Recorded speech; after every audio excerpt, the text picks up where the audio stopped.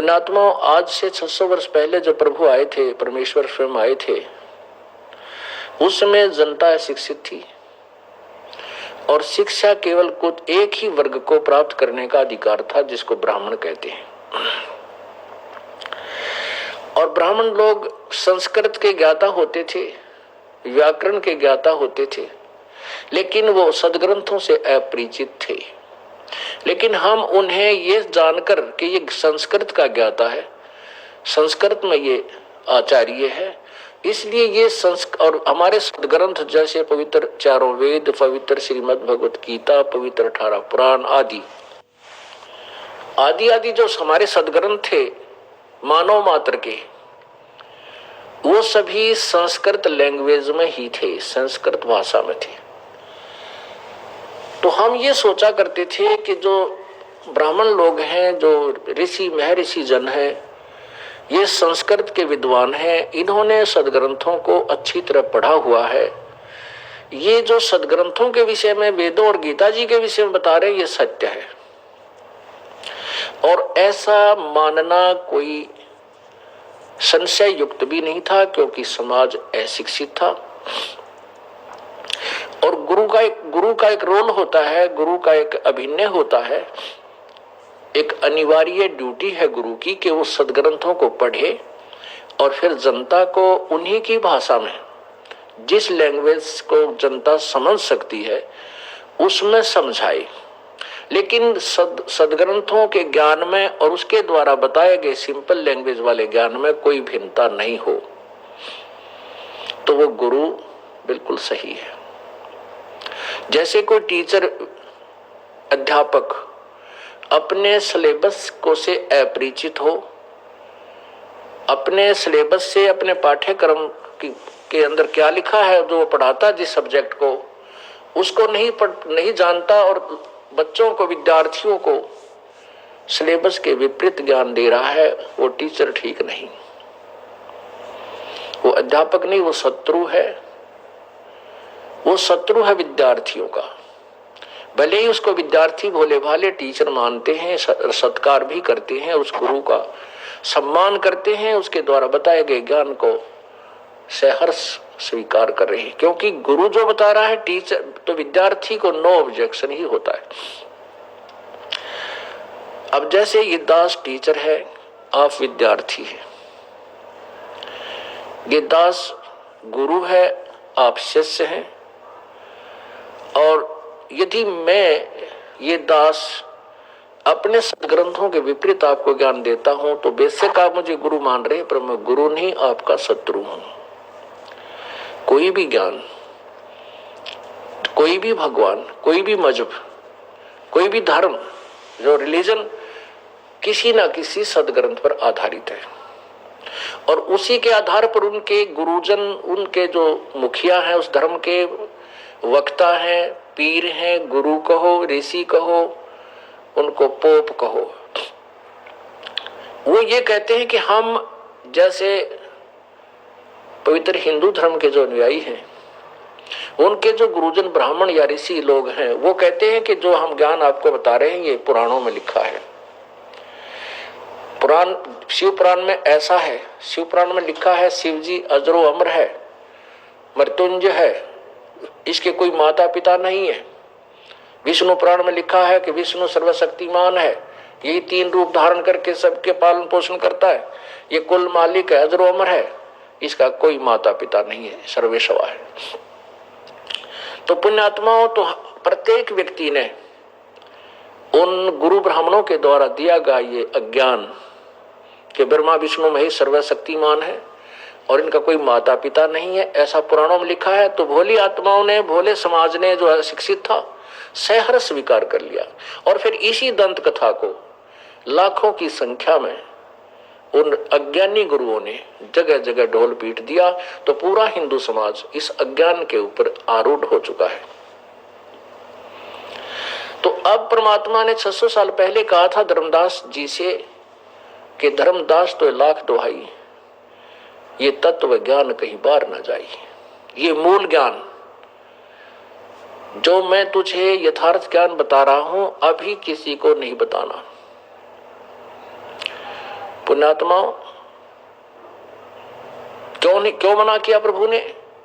क्योंकि उस समय जनता अशिक्षित थी और परमेश्वर कबीर जी को, जो ये एक संस्कृत भाषा के ज्ञाता जो ऋषि थे, ये कहते थे कि कबीर अशिक्षित है, इसको अक्षर ज्ञान नहीं है, इसलिए सदग्रंथों से अपरिचित है।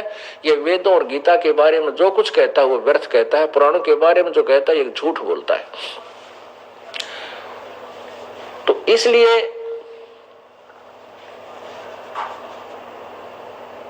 पूरी जनता को, पूरे मानव समाज को ये बात सत्य स्वीकार हुई कि जो हमारे ब्राह्मण लोग कहते हैं ये सत्य है, क्योंकि कबीर जी अशिक्षित है,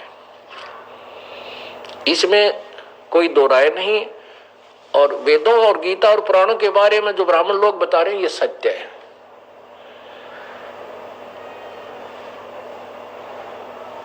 पुण्यात्माओं, वही सदग्रंथ है, वही पुराण है और वही श्रीमद् भगवत गीता जी है और वही चारों पवित्र वेद है, जो परमात्मा कबीर परमेश्वर जी ने 600 वर्ष पूर्व अपनी सिंपल लैंग्वेज में, अपनी अमर वाणी में, अपनी कबीर वाणी में, कबीर अपने मुखारविंद से जो उच्चारित उनकी जो सत्य वाणी है, उसमें उस समय ही बता दिया था।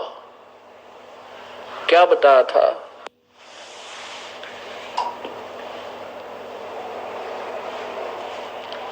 परमात्मा ने बताया था,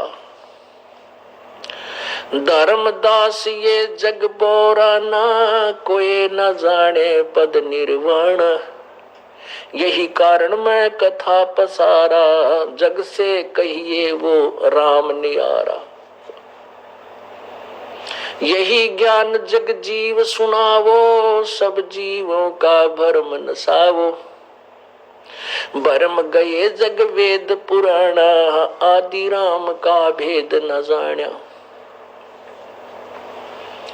अब मैं तुमसे कहूँ चेताई, त्रिदेवन की उत्पत्ति भाई, कुछ संक्षेप कहूँ गौराई, सब संशय तुमरा मिट जाई।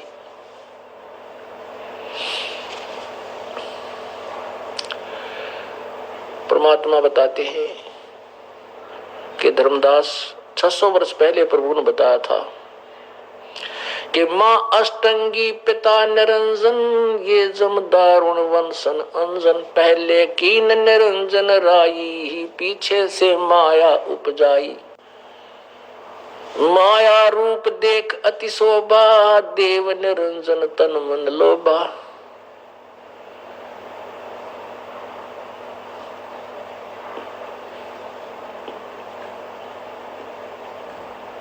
पेट से देवी करी पुकारा, हे साहेब मेरा कीन उबारा। टेर सुनी ता हम आए, अष्टंगी को बंद छुड़वाए।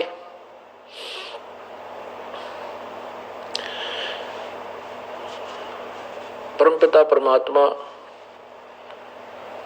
अपनी अमर वाणी में पहले बता रहे थे, नख रेखा से भग कर लीना, देव निरंजन माया रूप देख अति शोभा, देव निरंजन तन बन लोभा।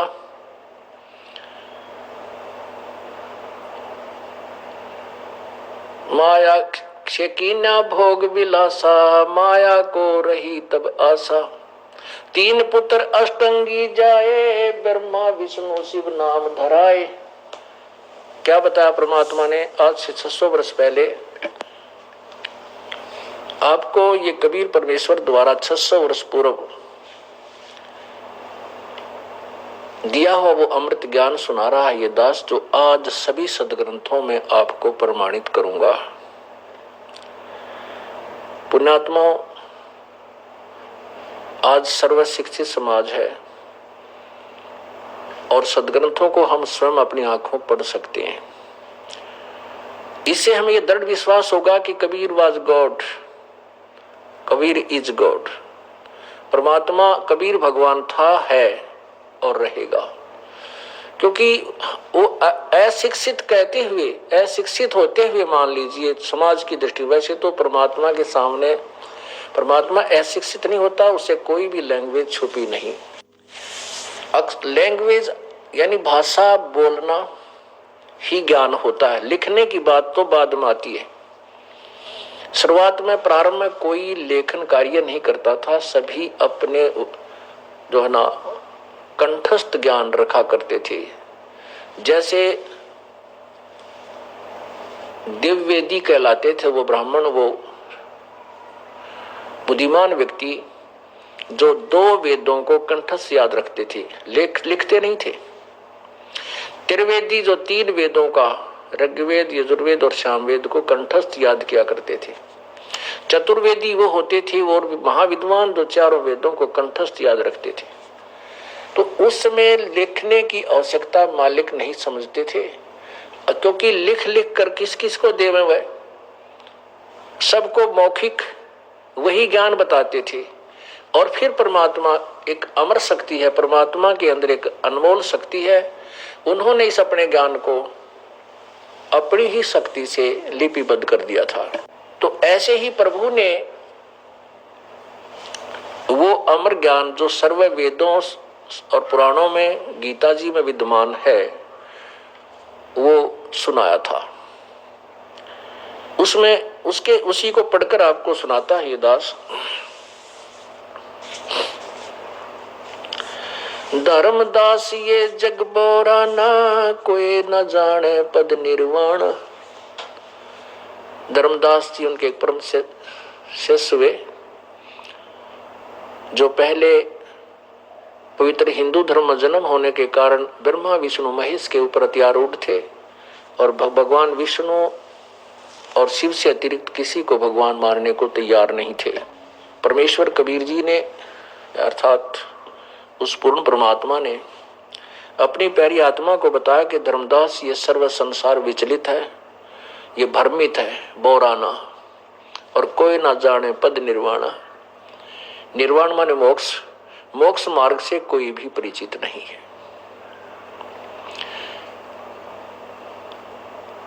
और कहते हैं मैंने जो तुझे सृष्टि रचना सुनाई है, ये इसीलिए सुनाई है, यही कारण मैं कथा पसारा, जग से कहिए एक राम नियारा। जिन भगवानों को तुम मानते हो, ब्रह्मा विष्णु महेश, राम कृष्ण और इनके 14 अवतार, 24 अवतार, ये 8-9 अवतार, 24 अवतार, ये सभी ये पूर्ण प्रभु नहीं है। और ये भोला मानव इन्हीं को प्रभु मानकर इन्हीं की पूजा में लगा हुआ है। पुण्यात्माओं, आज से 600 वर्ष पहले ये बात किसी को भी स्वीकार्य नहीं होती कि ब्रह्मा विष्णु महेश समर्थ शक्ति नहीं है और ये जन्मते और मृत्यु होती है। इसी कारण से परमात्मा के इस तत्व ज्ञान को, इस यथार्थ ज्ञान को जो सब सदग्रंथों से मेल कर रहा है, 600 वर्ष पहले नहीं स्वीकारा। क्यों नहीं स्वीकारा? क्योंकि वो नकली जो संत थे, जो गुरु थे, वो साथ के साथ उस भोले समाज को भ्रमित कर देते थे